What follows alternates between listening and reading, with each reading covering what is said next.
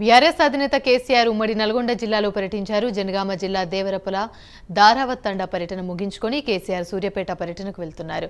కొడకండ్ల మండలం మొండ్రాయి చెక్పోస్ట్ వద్ద ఎన్నికల కోడ్ అమల్లో ఉండడంతో అధికారులు కేసీఆర్ ప్రయాణిస్తున్న వాహనంలో తనిఖీలు నిర్వహించారు. ఈ తనిఖీల్లో జనగామ డీసీపీ సీతారాంతో పాటు తన సిబ్బంది పాల్గొనగా కేసీఆర్ సహకరించారు. అదేవిధంగా సూర్యాపేట జిల్లా ఈదరపర్రె తండా చెక్పోస్ట్ వద్ద కేసీఆర్ బస్సును పోలీసులు తనిఖీ చేశారు.